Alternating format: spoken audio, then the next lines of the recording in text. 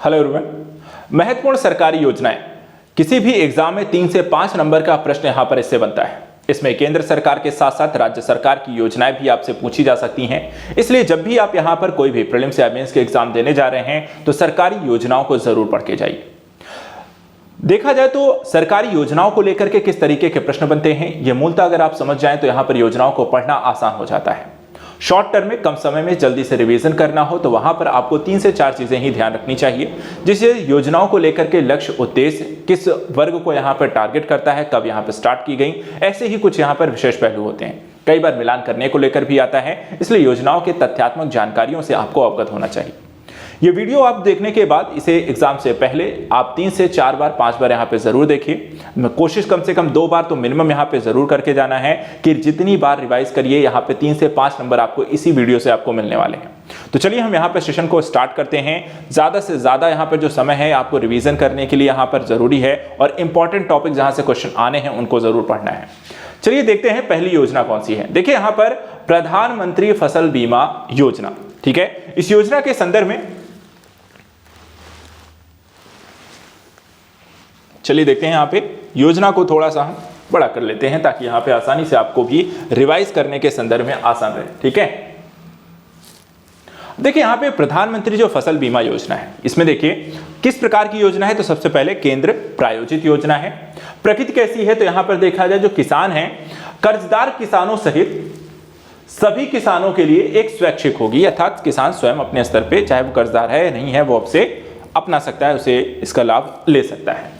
उद्देश्य क्या होता है कि बुआई से के पहले से लेकर कटाई के बाद तक की अवधि तक व्यापक रूप से फसल बीमा सुरक्षा प्रदान किया जाता है। यानी कि किसान को बुआई करने से लेकर कटाई तक करने तक की जो भी पूरी समयावधि होती है, उस पूरी समयावधि तक की फसल की यहां पर बीमा कराना।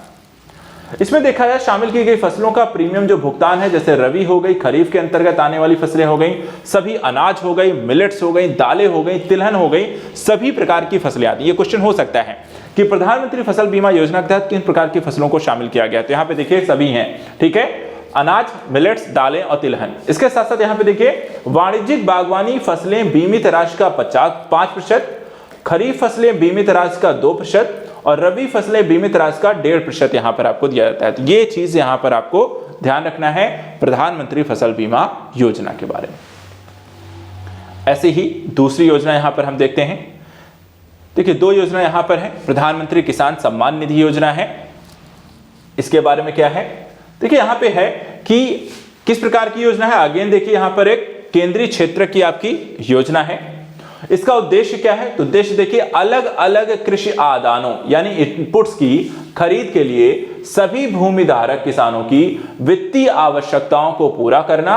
और लाभार्थी यहां पर किस तरीके के किसान हैं, तो कुछ अगर हम अपवादों को छोड़ दें तो यहां पर सभी जो भूमि पारक किसान हैं वो इसको यहां पर इस योजना का लाभ ले सकते हैं। साथ ही इसके पात्र किसानों को प्रतिवर्ष प्रत्येक 4 महीने में यहां पर आपको 20 बार ये आपको आवंटन किया जाता है। इस किसान सम्मान निधि यहां पे प्रोवाइड कराया जाता है करीब 2000 रुपए, और 2-2000 रुपए की देखा जाए तो आपको 2000 रुपए की यहां पर आपको 3 किस्तों में टोटल 6000 रुपए यहां पर किसान सम्मान निधि के माध्यम से किसानों को दी जाती है। अगली योजना देखिए प्रधानमंत्री किसान मानधन योजना है। इस योजना में किस प्रकार की योजना है, अगेन से देखिए यहां पर केंद्रीय योजना है। उद्देश्य क्या है, इसका उद्देश्य होता है कि जो लघु और सीमांत किसान होते हैं, ठीक है, जिसको हम अंग्रेजी में SMF भी कहते हैं, कि वृद्धावस्था में सुरक्षा करना, उन्हें सामाजिक सुरक्षा प्रदान करना और पेंशन निधि प्रबंधक जीवन बीमा यहां पर निगम, इसको यहां पर यानी कि LIC के द्वारा ये आपको प्रोवाइड कराई जाती है। इसका लाभ क्या है, देखिए इसका लाभ ये है कि जो भी पेंशन धारक होंगे, ठीक है, जो 60 वर्ष की यहां पर देखा जाए आयु प्राप्त करने पर यहां पे किसानों को 3000 रुपए यहां पर उनको पेंशन मिलती रहेगी। देखिए यहाँ पे सभी अभ्यर्थी ध्यान दीजिए, जो भी बच्चे यहाँ पर प्रीलिम्स की यहाँ पर तैयारी कर रहे हैं, आरओ के अभ्यर्थी यहाँ पर प्रीलिम्स के बाद यहाँ पर मेंस की परीक्षा की तैयारी में जुट जाएं। ज़्यादा समय रहेगा नहीं, इसलिए यहाँ पर हमारे पास प्रीलिम्स के साथ साथ मेंस के लिए आपके लिए यहाँ पर कंप्लीट कोर्स उपलब्ध है। आप आज़ाद एकेडमी लर्निंग ऐप को डाउनलोड कीजिए गूगल प्ले स्टोर से।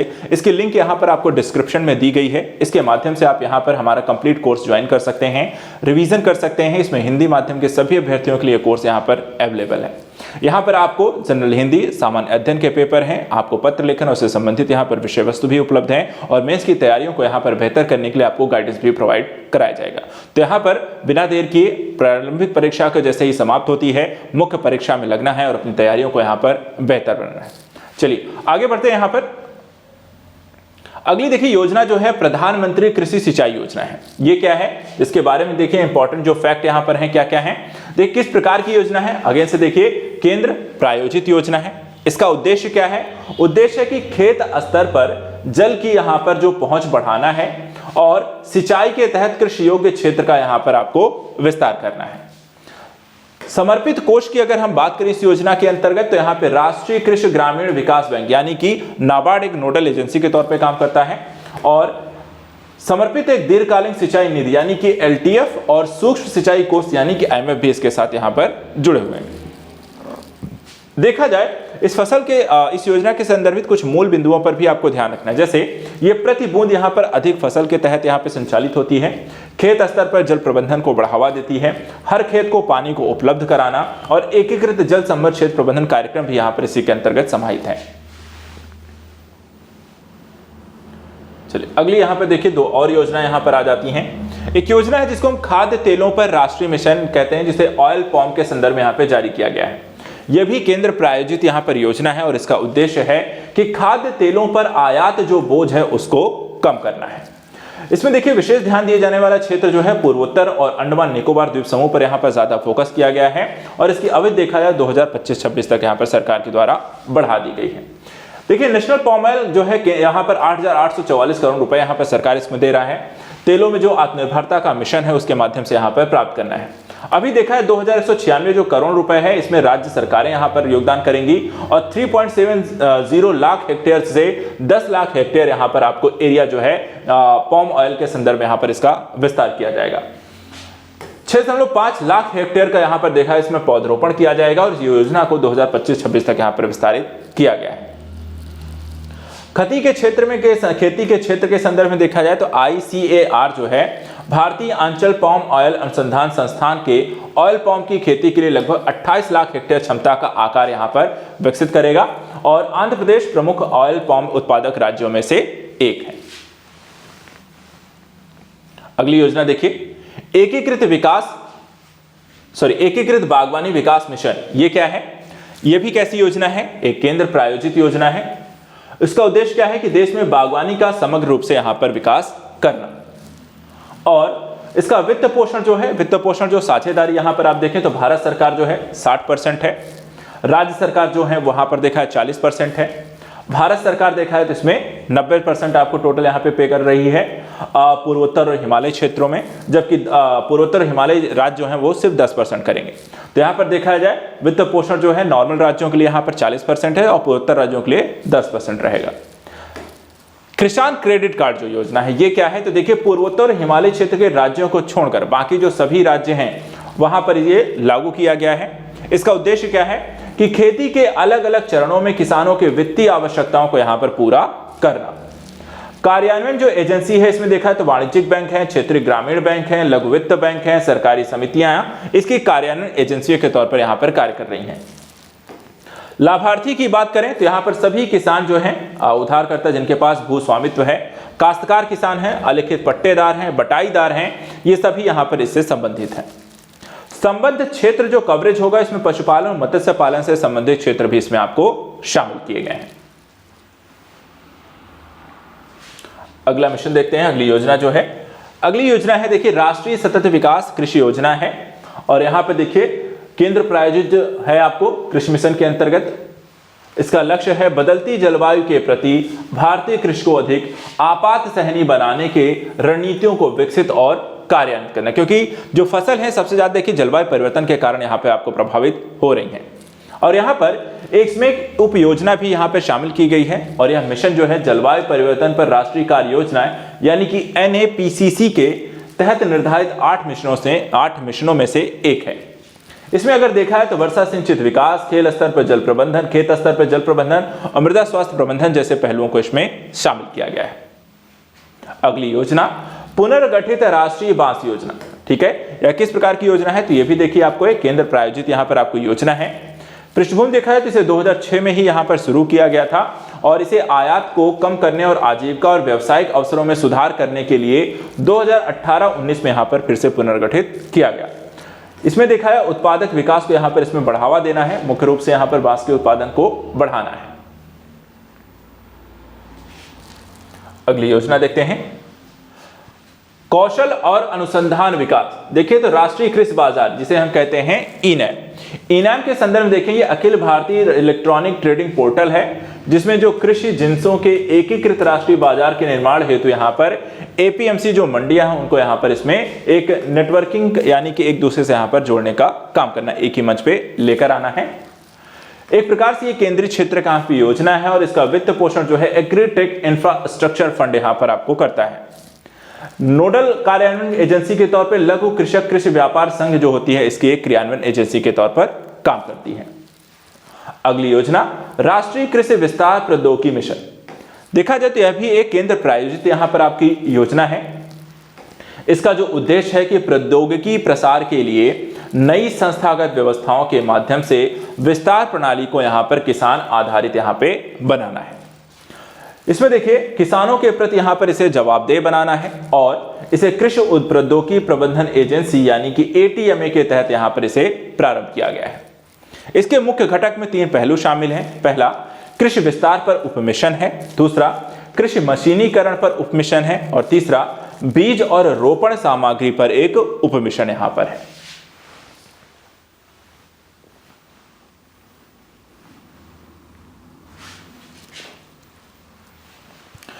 अगली योजना देखिए पौध संरक्षण और पौध संगरोध एक उपमिशन जलवायु समुत्थानशील कृषि पर राष्ट्रीय नवाचार। इसे जो है भारतीय कृषि अनुसंधान परिषद यानी कि ICAR के द्वारा यहां पे प्रारंभ किया गया है और इसका उद्देश्य है रणनीतिक अनुसंधान और प्रौद्योगिकी प्रदर्शन के माध्यम से जलवायु परिवर्तन और जलवायु संबंधी सुभेद्यता के प्रति भारतीय कृषि को लोचशील बनाना।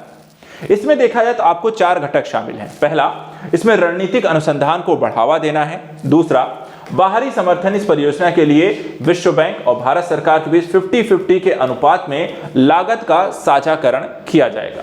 साथ ही इसमें प्रौद्योगिकी प्रदर्शन को बढ़ावा देना, क्षमता निर्माण करना और प्रायोजित प्रतिस्पर्धी अनुदान को इसमें बढ़ावा दिया जाएगा। अगली योजना देखते हैं राष्ट्रीय कृषि उच्चतर शिक्षा मिशन। ये क्या है, इसका उद्देश्य क्या है? बुनियादी ढांचे, संकाय, छात्र उन्नति के समर्थन के लिए संसाधन तंत्र विकसित करना और कृषि विश्वविद्यालयों के संदर्भ में देखा जाए तो बेहतर गवर्नर और प्रबंधन के साधनों को यहां पर उपलब्ध कराना। इसमें देखिए एग्री उड़ान भी यहां पर शामिल है। इसे यहां पर भारतीय कृषि अनुसंधान परिषद यानी कि राष्ट्रीय कृषि अनुसंधान परिषद प्रबंधन अकादमी, भारतीय प्रबंधन संस्थान अहमदाबाद के द्वारा यहां पर प्रयोग किया गया है। तो इस तरीके से यहां पर योजनाएं जो हैं केंद्रीय स्तर पर लगातार अलग अलग सेक्टर में कृषि को बढ़ावा देने के संदर्भ में। एक और योजना है ई राष्ट्रीय किसान एग्री मंडी। ये क्या है? देखिए यह लिमिटेड और सेंट्रल रोल साइज्ड वेयरहाउसिंग कंपनी और एक संयुक्त पहल है। इस्पात मंत्रालय के प्रशासनिक नियंत्रक के तहत मिनी रत्न सार्वजनिक क्षेत्र उपक्रम इसमें शामिल हैं। इसका उद्देश्य है किसानों को उपज का उचित मूल्य दिलाना, एक नीलामी मंच प्रदान करना और बिचौलियों की आवश्यकता जो है या एक तरह जो बिचौली यहां पर शामिल होते हैं उनको यहां पर इसमें से हटाना। अगला देखिए मेघदूत ऐप। मेघदूत ऐप अगर देखें इसका क्या काम है तो इसमें देखिए इसे पृथ्वी विज्ञान मंत्रालय के सहयोग से कृषि मंत्रालय ने लॉन्च किया था और इसे भारत मौसम विज्ञान विभाग के द्वारा यहाँ पर संचालित किया जाता है। मूल रूप से यहाँ पर देखा जाए तो कृषि से संबंधित यहाँ पर मौसमी घटनाओं के बारे में किसानों को सूचित करने के संदर्भ में इसका प्रयोग होता है। भारतीय उष्ण देशीय मौसम विज्ञान संस्थान, भारतीय कृषि अनुसंधान परिषद जो होता है यहाँ पर इसको मिलकर इस पर काम कर रहे हैं और इसका उद्देश्य है यह किसानों को स्थानीय भाषाओं में अवस्थिति, पशुधन, मौसम आधारित कृषि सलाह इत्यादि को ये प्रदान करता है मेघदूत ऐप। इसी तरह बागवानी क्लस्टर विकास कार्यक्रम, इसे सरकार के द्वारा यहाँ पर केंद्रीय सरकार के द्वारा यहाँ पर आपको प्रारंभ किया गया था और इसका उद्देश्य क्या था? इस योजना के माध्यम से देखा जाए तो लक्षित फसलों के निर्यात में 20% तक यहाँ पे सुधार करना है। इस कार्यान्वयन एजेंसी राष्ट्रीय बागवानी बोर्ड है और कमल सामाजिक न्याय एवं अधिकारिता जो मंत्रालय है इसकी जो एक नोडल एजेंसी के तौर पर यहां पर काम करती है। अगला देखिए यहां पे है, अगली योजना है यंत्रीकृत स्वच्छता पारिस्थितिकी तंत्र के लिए राष्ट्रीय कार्य योजना। ये देखिए एक प्रकार की केंद्रीय क्षेत्रक योजना है और इसका उद्देश्य यह है कि जो मैला ढोने की प्रथा को समाप्त करना है, सफाई कर्मचारियों की सुरक्षा और सम्मान को सुनिश्चित करना है। नोडल कार्यान्वयन एजेंसी के तौर पर राष्ट्रीय सफाई कर्मचारी वित्त एवं विकास निगम यहां पर आपको काम करती है और यहां पर इस योजना की जो अवधि है 2022-23 से 2025-26 रखी गई है। इसके माध्यम से यह सुनिश्चित करना है कि भारत में स्वच्छता कार्य के कारण किसी की मृत्यु ना हो और सभी स्वच्छता संबंधी कार्य कुशल श्रमिकों के द्वारा ही किए जाएं। साथ ही कोई भी सफाई कर्मचारी सीधे मानव मल के संपर्क में ना आने पाए।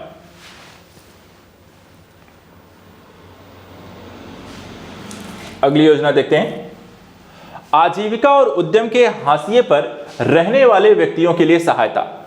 देखिए ये योजना जो है किस प्रकार की है, ये भी यहाँ पर केंद्रीय प्रायोजित यहाँ पर योजना है और इसका लक्ष्य है जो भी अभावग्रस्त या भिक्षावृत्ति की स्थायी समस्या का समाधान करना। कार्यान्वयन एजेंसी के तौर पे सामाजिक न्याय और अधिकारिता मंत्रालय ने बनाए गए राष्ट्रीय समन्वयक यहाँ पर हैं और अवधि देखिएगा 2021-22 और 25-26 तक यहाँ पर आपको रखी गई है। लक्षित क्षेत्रों में जो है उच्च विद्यालयों में छात्रों के लिए आवासीय शिक्षा योजना, जिसे यहाँ पे श्रेष्ठ योजना के नाम से भी जानते हैं। इसका उद्देश्य है कि देश के सर्वश्रेष्ठ निजी आवासीय विद्यालयों में अनुसूचित जाति के मेधावी छात्र छात्राओं को यहाँ पर सीटें उपलब्ध कराना। लाभार्थी इसके तहत 8वीं और 10वीं कक्षा में पढ़ने वाले अनुसूचित जाति के छात्रों को 9वीं और 12वीं तक यहाँ पे शिक्षा ग्रहण करने के लिए यहाँ पर आपको छात्रवृत्ति प्रदान की जाती है। वहीं पात्रता की अगर हम बात करते हैं तो छात्रों के माता पिता की वार्षिक आय जो है 2.5 लाख रुपए प्रतिवर्ष तक यहाँ पर होनी चाहिए। वहीं इसकी अवधि की अगर हम बात करें 2022-23 से लेकर 2025-26 तक यहाँ पर होनी चाहिए। सर जो अवधि है 2025-26 तक है इस योजना की। अगली योजना देखते हैं, दो यहाँ पे देखिए मोड यहाँ पे कार्यान्वयन जो है इसका किया जाएगा। पहले मोड में सीबीएसई के समर्थन निजी आवासीय योजना है और मोड 2 के अंतर्गत गैर सरकारी संगठन या एनजीओ के द्वारा यहाँ पे संचालित इसको किया जाएगा। विद्यालय जो हैं वो भी इसमें शामिल किए जाएंगे। कार्यान्वयन जो है आपको एजेंसी के तौर पे जिला प्रशासन यहाँ पे इसमें काम करेगा और छात्रों का जो चयन होगा वो राष्ट्रीय पात्रता परीक्षा यानी कि यहाँ पे एनटीए के द्वारा आयोजित श्रेष्ठ के लिए राष्ट्रीय प्रवेश परीक्षा एनईटीएस के द्वारा यहाँ पर आपको किया जाएगा। अगली योजना देखिए, सुगम्य भारत अभियान। ये योजना जो है इसका उद्देश्य है कि दिव्यांग व्यक्तियों के लिए जो सार्वभौम पहुंच प्राप्त करना है। राष्ट्रीय राजधानी क्षेत्र में सभी राज्य की राजधानियों की करीब 50% सरकारी इमारतों को पूर्णतः यहाँ में सुगम्य इमारतों के रूप में बनाना है। इसमें देखा है इस अभियान के 3 यहाँ पर स्तंभ हैं। पहला, सुगम्य भौतिक वातावरण तैयार किया जाना। दूसरा, सुगम्य परिवहन प्रणाली का निर्माण करना और तीसरा, सुगम्य सूचना एवं संचार यहाँ पर पारितंत्र को विकसित करना। अगली योजना का नाम है यहाँ पे स्वच्छता उद्यमी योजना। इस योजना के तहत देखा इसका उद्देश्य है कि स्वच्छता और सफाई कर्मचारियों को मुक्त कराए गए मैनुअल स्कैवेंजर यानी कि हाथ से मैला ढोने वालों को आजीविका यहाँ पे प्रदान किया जाए। वित्तीय सहायता के तौर पर देखा जाए तो इन्हें सार्वजनिक एवं निजी भागीदारी के मोड में भुगतान और उपयोग आधारित शौचालयों के निर्माण, संचालन और रखरखाव हेतु यहाँ पे स्वच्छता से संबंधित वाहनों की खरीद एवं संचालन हेतु यहाँ पर सहयोग किया जाएगा। कार्यान्वयन एजेंसी के तौर पर राष्ट्रीय सफाई कर्मचारी वित्त और विकास निगम जो होता है यहाँ पर काम करेगा और इसे 2 अक्टूबर 2024 यहाँ पर आपको शुरू किया गया था। अगली योजना, राष्ट्रीय वयोश्री योजना। इस योजना को अगर हम देखें, इसका उद्देश्य है कि वरिष्ठ नागरिकों को उनकी संबंधित शारीरिक दुर्बलताओं को दूर करने और देखभाल करने वालों के लिए संदर्भ में यहाँ पर इसे लागू किया गया है। यह एक प्रकार की देखा जाए तो केंद्रीय प्रायोजित योजना है। लाभार्थी यहाँ पर देखा है, इसके लाभार्थियों में राज्य सरकार, केंद्र शासित प्रदेशों के द्वारा यहाँ पर इन्हें चिन्हित किया जाता है और कार्यान्वयन एजेंसी के तौर पर देखा है इस योजना में भारतीय कृत्रिम अंग निर्माण निगम के माध्यम से यहाँ पर इसे क्रियान्वित किया जाएगा। अगली योजना, प्रधानमंत्री आदर्श ग्राम योजना। ये योजना देखा जाए तो विकास निगम जो है यहाँ पर देखा, इसका उद्देश्य है 2024-25 तक ऐसे गांव जिनकी संख्या 500 से अधिक है में 50% से अधिक अनुसूचित जातियों की आबादी जहां पर विद्यमान है उसे यहां पर लागू किया जाएगा। आदर्श ग्राम के लक्ष्य के तहत अगर हम देखें तो इसमें आपको सभी आवश्यक भौतिक और सामाजिक आधारभूत संरचनाओं का यहां पर होना इसमें शामिल रहेगा। वहीं वित्तीय सहायता के तौर पर देखा, प्रत्येक गांव के लिए यहां पर 21 लाख रुपए यहां पर आवंटित किए जाएंगे। इसमें देखा है कई सारे घटक इस योजना के अंतर्गत शामिल हैं, जिसमें भौतिक अवसंरचना का निर्माण, स्वच्छता एवं पर्यावरण के मूल्यों को यहां पर शामिल करना, सामाजिक अवसंरचना को विकसित करना, मानव विकास और सामाजिक सद्भाव और आजीविका के साधनों को उपलब्ध कराना।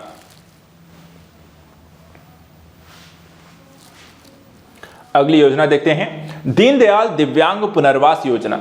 ये क्या है? तो यहां पर आप देखिए, इसका उद्देश्य है कि दिव्यांग जनों के लिए समान अवसर, समानता, सामाजिक न्याय, सशक्तिकरण सुनिश्चित करने के लिए एक सक्षम परिवेश को यहां पर विकसित करना है, उसे बनाना है। दिव्यांगजन अधिकार अधिनियम सन 2016 को देखा जाए तो इसे प्रभावी और क्रियान्वित सुनिश्चित करने के लिए यहां पे स्वैच्छिक कार्य को भी इसमें बढ़ावा दिया जाएगा और एक प्रकार की देखा है केंद्रीय क्षेत्र की योजना है और इसका क्रियान्वयन जो है दिव्यांगजन सशक्तिकरण विभाग के द्वारा किया जा रहा है। अगली योजना, समावेशी भारत पहल से अधिक अनुमुचित कर एकीकृत यहां पर विकास। इसका उद्देश्य जो है बौद्धिक और विकासात्मक जो अक्षमता होती है से ग्रस्त व्यक्तियों को मुख्य धारा में यानी सामाजिक जीवन के सभी महत्वपूर्ण पहलुओं जैसे शिक्षा, रोजगार और समुदाय में यहां पर किस तरीके से शामिल किया जाए, उन लक्ष्यों के साथ इसे यहां पे लॉन्च किया गया था। समावेशी भारत पहल के देखा जाए आपके 3 मुख्य पहल घटक हैं। एक है समावेशी शिक्षा, समावेशी रोजगार और समावेशी सामुदायिक जीवन। नोडल एजेंसी के तौर पर बात करें तो राष्ट्रीय न्यास, सामाजिक न्याय और अधिकारिता मंत्रालय यहां पर देखा जाए के अंतर्गत सांविधिक निकाय है जो इसके नोडल एजेंसी के रूप में यहां पर काम कर रहा है। अगली योजना, अंतरजातीय विवाह के माध्यम से सामाजिक एकीकरण हेतु डॉक्टर अंबेडकर योजना। इस योजना जो है नवविवाहित जोड़े के द्वारा किए गए अंतरजातीय विवाह के सामाजिक रूप से साहसिक कदम की सराहना करना और वित्तीय प्रोत्साहन यहां पे प्रदान करना है। वित्तीय सहायता के संदर्भ में देखें तो प्रत्येक दंपत्ति को 2.5 लाख रुपए यहां पे प्राप्त होते हैं और 1.5 लाख रुपए तक का यहां पे आपको अग्रिम भुगतान किया जाता है। दूसरी यहां पे योजना है वरिष्ठ पेंशन बीमा योजना। इसका उद्देश्य जो है कि जो वृद्धावस्था के दौरान सामाजिक सुरक्षा को प्रदान करना, इसे भारतीय जीवन बीमा निगम के माध्यम से ही क्रियान्वित किया जा रहा है। इसके अलावा अगली योजना है अद्वितीय अक्षमता पहचान पत्र परियोजना। इसका उद्देश्य है दिव्यांगजनों के लिए उनकी पहचान, अक्षमता विवरण के साथ यूनिवर्सल आईडी और अक्षमता प्रमाण पत्र जारी करने के लिए एक समग्र एंड टू एंड एकीकृत प्रणाली का यहां पर निर्माण करना। दिव्यांगजनों के लिए एक राष्ट्रीय डेटाबेस का निर्माण करने के लिए भी देखा जाए तो इसे क्रियान्वित किया जा रहा है। अगला वयो नमन कार्यक्रम, ये क्या है? तो यहां पे देखिए इस कार्यक्रम का आयोजन अंतरराष्ट्रीय वृद्धजन दिवस, ठीक है, के अवसर पर सामाजिक न्याय अधिकारिता मंत्रालय के माध्यम से यहां पे प्रारंभ किया गया था। इसमें देखिए वृद्धजनों की सहायता के लिए एक विशेष इसमें हेल्पलाइन नंबर भी यहां पर जारी किया गया है। साथ ही वृद्धजनों की देखभाल के क्षेत्र में उद्यमियों को प्रोत्साहित करने के लिए senior care ageing growth engine portal को लॉन्च किया गया। इसमें देखिए सक्षम वरिष्ठ नागरिक को आत्मसम्मान के साथ पुनः रोजगार प्रदान करने के लिए इस पोर्टल को विकसित किया गया है। अगली योजना प्रधानमंत्री दक्षता और कुशलता संपन्न हितग्राही योजना। इसका जो उद्देश्य है 18 से 45 वर्ष के बीच आयु से संबंधित यहां पर युवाओं को कौशल विकास प्रशिक्षण प्रदान करना है। इस योजना में चाहे वो अनुसूचित जाति के, अन्य पिछड़ा वर्ग के, आर्थिक रूप से पिछड़ा वर्ग के, गैर अनुसूचित जनजाति और कूड़ा बिनने वाले सहित सफाई कर्मचारियों को इसमें शामिल किया गया है। यह हाशिए पर रहने वाले व्यक्तियों के कौशल विकास के लिए राष्ट्रीय कार्य योजना का यहां पर हिस्सा है और अल्पसंख्यक कार्य मंत्रालय देखा है इसकी नोडल एजेंसी के रूप में काम करती है। अगली योजना है प्रधानमंत्री जन विकास कार्यक्रम। यह देखा जाए तो यह केंद्र प्रायोजित एक योजना है और इसका उद्देश्य है विकास की कमी वाले क्षेत्रों का सामाजिक आर्थिक विकास करना। नेक्स्ट योजना देखते हैं। चिन्हित किए गए, ठीक है, चिन्हित किए गए अल्पसंख्यक बहुल क्षेत्रों में अवसंरचनात्मक परियोजनाओं को यहां पर विकसित करना। इसकी अवधि जो है 2021-22 से 2025-26 तक रहने वाली है। इसे 2008-9 में बहुक्षेत्रीय विकास कार्यक्रम यानी कि MSDP के रूप में यहां पर शुरू किया गया था। इसमें राष्ट्रीय अल्पसंख्यक आयोग अधिनियम 1992 के तहत अनुसूचित अल्पसंख्यक अर्थात मुस्लिम, बुद्ध, जैन, पारसी, बौद्ध, सिख जो हैं, इसमें समुदायों को इसमें शामिल किया गया। अगली योजना प्रधानमंत्री विरासत संवर्धन यानी कि PM विकास योजना। यह भी देखा है केंद्रीय क्षेत्र का आपकी योजना है और उद्देश्य है अल्पसंख्यकों विशेष रूप से शिल्पकार समुदायों की आजीविका को यहां पर विकसित करना, उन्हें सहारा देना। इसकी अवधि देखी जाए इस योजना की 2025-26 तक रहेगी।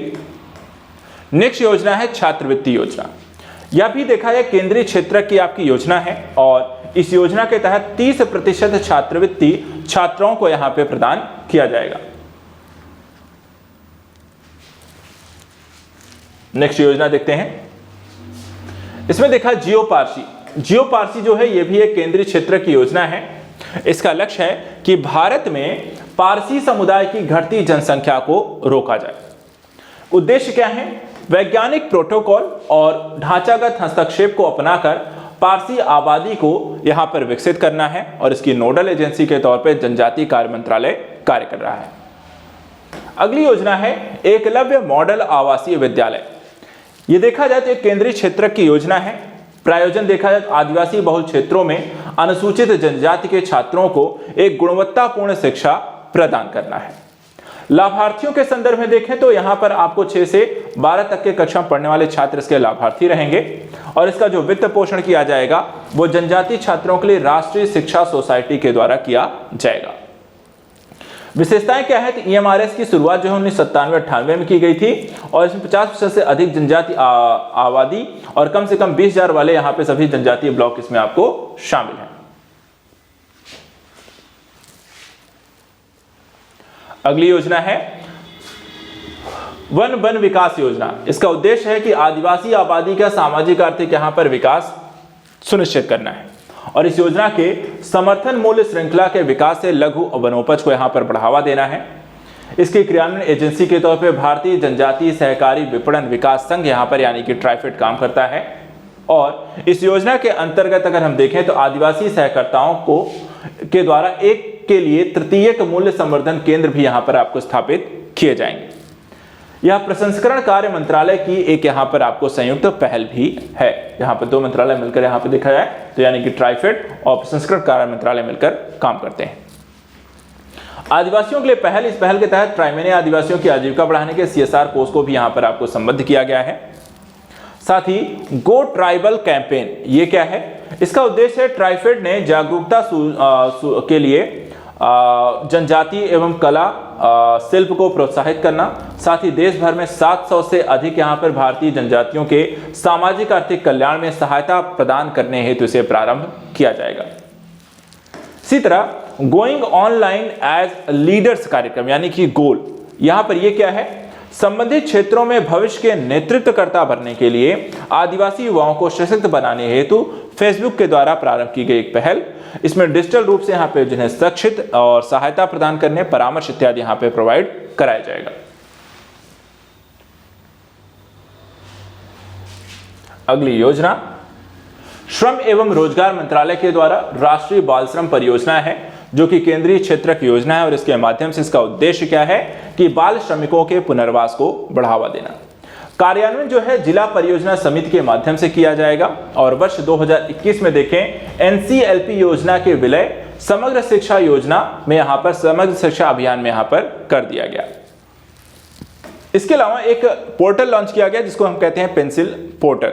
ये क्या है? तो पेंसिल पोर्टल जो है निगरानी और कार्यान्वयन के माध्यम से राष्ट्रीय बाल अपराध परियोजना, राष्ट्रीय बाल श्रम परियोजना को सफल बनाने के लिए पेंसिल नामक एक समर्पित ऑनलाइन पोर्टल यहां पर आपको विकसित किया गया है जो कि यहां पर शून्य बाल श्रम के यहां पे प्रभावी प्रवर्तन हेतु एक बेहतरीन मंच के तौर पर काम कर रहा है। अगली योजना बंधुआ मजदूर पुनर्वास योजना या बंधुआ मजदूरों के पुनर्वास हेतु केंद्रीय क्षेत्र योजना है। अवधि देखें 2020-21 में यहाँ पे प्रारंभ किया गया, 2025-26 तक यहाँ पर ये योजना आपको चलने वाली है। उद्देश्य इसका है कि बंधुआ मजदूरी प्रथा का जो प्रचलन उसे यहाँ पर उसका उन्मूलन करना है और प्रत्येक राज्य के द्वारा स्थायी कोष के माध्यम से जिला स्तर पर बंधुआ श्रम पुनर्वास यहाँ पर निधि को बनाया गया है। अगली योजना देखिए, आत्मनिर्भर भारत रोजगार योजना। यह केंद्रीय क्षेत्र की योजना है और इसका औपचारिक क्षेत्र में रोजगार को देखा जाए तो बढ़ावा करना, इस बढ़ावा देना यहाँ पर इसका मुख्य उद्देश्य है। साथ ही किसी भी क्षति को यहाँ पर उसका पुनः बहाल करना और इसका कार्यान्वयन देखा जाए तो ईपीएफओ के द्वारा यहाँ पर किया जाता है। अगली योजना अटल बीमित व्यक्ति कल्याण योजना यानी कि ABVKY। ये क्या है? इसकी पात्रता अगर हम देखें तो यहाँ पर कर्मचारी राज्य बीमा अधिनियम 1948 के अंतर्गत आने वाले कर्मचारियों के संदर्भ में है। इसके तहत बीमित व्यक्तियों की आकस्मिक बेरोजगारी की स्थिति में कर्मचारी के जीवन काल में एक बार 10 दिनों तक नगद मुआवजा यहाँ पे प्रदान किया जाता है। यह राहत बेरोजगार होने के 30 दिन बाद यहाँ पर आपको देय होती है और इसकी पात्रता जो है कि जो भी श्रमिक जो व्यक्ति को अन्य न्यूनतम योगदान अवधि को पूरा करने हेतु कम से कम 2 वर्षों के लिए बीमा योग्य रोजगार यहाँ पर होना चाहिए। अगला कर्मचारी राज्य बीमा योजना। इसके अंतर्गत देखा जाए तो कोई बीमारी, प्रसूति, रोजगार के दौरान चोट लगने के कारण विकलांगता, मृत्यु की घटनाओं के विरुद्ध यहाँ पर बीमा प्रदान किया जाता है। साथ ही बीमाकृत व्यक्तियों, उनके परिवारों को चिकित्सीय देखभाल भी देखा जाए इस योजना के तहत कर्मचारी राज्य बीमा योजना के तहत प्रदान किया जाता है। इसके साथ साथ पोषण नियोक्ताओं और कर्मचारियों के अंशदान जो होता है, इसके माध्यम से जो पोषण होता है इस योजना का, तो इसमें आपको नियोक्ता और कर्मचारी दोनों का अंशदान शामिल होता है। कार्यान्वयन एजेंसी जो है कर्मचारी राज्य बीमा निगम होती है। श्रम सुविधा, श्रम और रोजगार के लिए यहाँ पर एक एकीकृत पोर्टल है और नियोक्ता कर्मचारी प्रवर्तन एजेंसियों के बीच संपर्क का एक बिंदु उनकी दिन प्रतिदिन की अंतःक्रियाओं में पारदर्शिता भी इसके माध्यम से लेकर आना है। अगला देखिए, राष्ट्रीय करियर सेवा पोर्टल। यहाँ पे देखिए, इस पोर्टल को नियोक्ताओं, नौकरी चाहने वालों के लिए, नौकरी दिलाने वाले संगठनों, प्रशिक्षण प्रदाताओं के पंजीकरण के लिए रोजगार संबंधी सेवाओं को ऑनलाइन यहाँ पर आपको प्रदान करता है, जो सेवाएं यहाँ पर आपको निःशुल्क उपलब्ध है। इसके अलावा महिला एवं बाल विकास मंत्रालय के द्वारा मिशन शक्ति एक एकीकृत महिला अधिकारिता कार्यक्रम है। इसका उद्देश्य है जीवन चक्र निरंतरता के आधार पर महिलाओं को प्रभावित करने वाले मुद्दों का यहां पर समाधान कर। देखा जाए तो यह भी केंद्रीय क्षेत्र की योजना है और केंद्र प्रायोजित योजना है और इसमें देखा जाए जो निगरानी करने वाली जो केंद्र रहेगी, यहाँ पर आपको महिलाओं के सशक्तिकरण के लिए केंद्र इस योजना के प्रदर्शन की यहाँ पर निगरानी करेगा। इस योजना की अवधि की बात करें 2021-22 से 2025-26 रखी गई है और वन स्टॉप सेंटर इसके तहत निजी और सार्वजनिक दोनों जगहों पर हिंसा से प्रभावित पीड़ित महिलाओं को एक ही स्थान पर यहाँ पर एकीकृत किया जाएगा। उनकी समस्याओं का समाधान किया जाएगा, सहयोग प्रदान किया जाएगा और सहायता प्रदान की जाएगी। साथ ही किसी भारी अदालत महिलाओं को यहाँ पर वैकल्पिक शिकायत निवारण तंत्र प्रदान करने के लिए शुरू की गई भी यहाँ पर एक योजना है। अगली योजना प्रधानमंत्री मातृ वंदना योजना। इसे देखें तो राष्ट्रीय खाद्य सुरक्षा अधिनियम 2013 के अनुसार लागू किया गया। इसे एकीकृत बाल विकास योजनाओं के तहत भी यहाँ पर आपको लागू किया गया है। उद्देश्य यह है कि जो गर्भवती महिलाएं हैं, स्तनपान कराने वाली माएँ हैं, उनको यहाँ पे सहायता प्रदान करना, लिंगानुपात में यहाँ पर सुधार करना, नियमित यहाँ पर निगरानी को बढ़ावा देना। इसी तरह बेटी बचाओ बेटी पढ़ाओ जो योजना लॉन्च की गई थी, इसका भी लक्ष्य देश भर में बालिकाओं के प्रति सामाजिक परिवर्तन को बढ़ावा देना था। वित्त पोषण जो है इस योजना का केंद्र सरकार के द्वारा 100% है और वित्त पोषण यहाँ पे प्रदान किया जाता है। इसी तरीके से नगद जो लाभ है, प्रत्यक्ष लाभ अंतरण या पूंजीगत संपत्ति के निर्माण हेतु यहाँ पे कोई प्रावधान यहाँ पर देखा जाए तो नहीं है।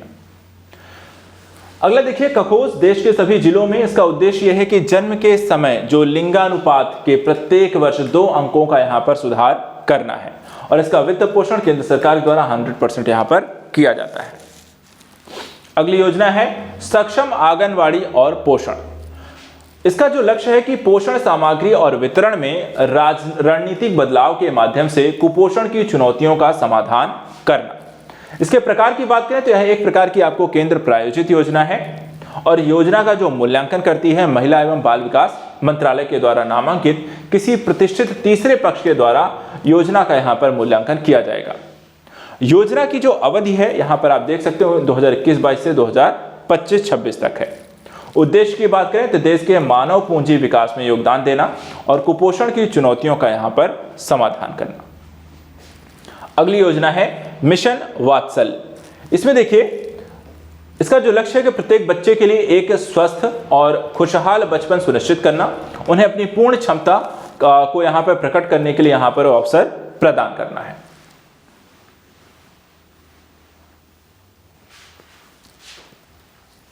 इसके साथ साथ यह एक केंद्र प्रायोजित योजना है और वित्त पोषण राज्यों को महिला बाल विकास सचिव के तहत मिशन वात्सल्य परियोजना के स्वीकृति बोर्ड के अनुमोदन से वित्त यहां पे प्रदान किया जाता है।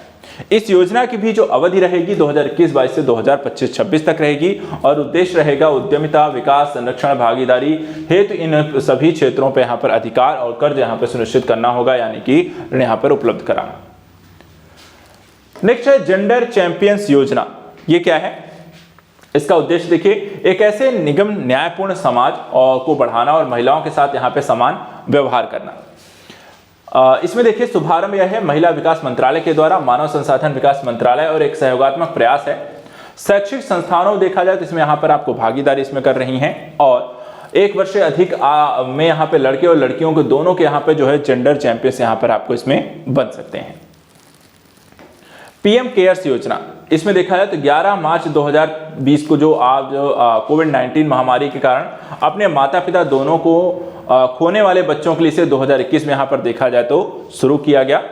इसका उद्देश्य था कि जो भी यहाँ पर यतीम बच्चे हैं या फिर जो यहाँ पर कोविड-19 से ग्रसित हैं या जिनके माता पिता यहाँ पे नहीं हैं, बच्चों की यहाँ पर व्यापक देखभाल और सुरक्षा को सुनिश्चित करना, लाभार्थी बच्चों को स्वास्थ्य बीमा प्रदान करना और शिक्षा के माध्यम से यहाँ पर 23 वर्ष की आयु तक प्राप्त करने के यहाँ पर वित्तीय सहायता उन्हें प्रदान की जाएगी। उन्हें आत्मनिर्भर अस्तित्व के लिए भी यहाँ पर आपको तैयार किया जाएगा। चलिए अगली योजना है महिला ई हार्ट योजना। ठीक है, ये योजना देखिए तो ये महिलाओं के लिए एक ऑनलाइन यहाँ पर एक प्लेटफॉर्म के तौर पर काम करेगा। इसमें जो लाभार्थी महिलाएं होंगी उनकी उम्र 18 वर्ष से अधिक आयु वर्ग की यहाँ पे सभी भारतीय जो नागरिक होंगी और महिलाएं जो हैं स्वयं सहायता समूह से यहाँ पर जुड़ी हैं, उन्हें यहाँ पर आपको सहायता प्रदान किया जाएगा। इसे राष्ट्रीय महिला कोष से प्राप्त निवेश से यहाँ पर आपको स्थापित किया जा रहा है। तो ये आपको महिला ई हार्ट है। ठीक है, तो ऑनलाइन एक मार्केट है जहाँ पे महिलाएं जो होती हैं जुड़ करके जीविकोपार्जन के संदर्भ में यहाँ पे काम कर सकती हैं और यहाँ पे एक स्वयं सहायता समूह के माध्यम से यहाँ पर उनके साथ जुड़ सकती हैं। अगला है सुपोषित मां अभियान। ये योजना क्या है? इस योजना का जो उद्देश्य है कि नवजात बच्चों और गर्भवती महिलाओं को यहाँ पर स्वस्थ रखना है। इसमें कुपोषण मुक्त भारत को यहाँ पर निर्माण करने की पहल के तहत इसे शुरू किया गया है और इस अभियान की जो शुरुआत है राजस्थान के यहाँ पर कोटा में की गई थी। तो ये जो है प्रमुख योजनाएं जो हैं आज के सेशन में हमने यहाँ पर डिस्कस की हैं। इन योजनाओं को लेकर के जिस तरीके के प्रश्न बन सकते हैं, जिन आधारों पर बन सकते हैं, उन्हीं को लेकर के हमने यहाँ पर एक समग्र रिवीजन आपका करा दिया है। अब इस आपका काम है इसे मल्टीपल टाइम यहाँ पर रिवीजन जरूर करके जाइएगा, क्योंकि एग्जाम से पहले योजनाओं को लेकर के 3 से 5 नंबर जैसे मैंने कहा था यहाँ पर आने की संभावना लगातार बनी रहती है। प्रारंभिक परीक्षा में भी और आने वाले मुख्य परीक्षा के संदर्भ में यहाँ पर आंसर राइटिंग में भी योजना एक महत्वपूर्ण पहलू रहती है। तो आज के इस सेशन में इतना ही। नेक्स्ट वीडियो में कुछ और इंपॉर्टेंट टॉपिक्स को लेकर हम मिलेंगे। तब तक ले यहाँ पर thank you so much and good luck. परीक्षा को लेकर यहाँ पर टेंशन मत लीजिएगा, बस बार बार रिवीजन करना है, नया कुछ नहीं पढ़ना है। जो आप ही देखा जाए जो परीक्षाएं आने वाली हैं उनमें आपको ज़्यादा समय नहीं है। Thank you so much and good luck.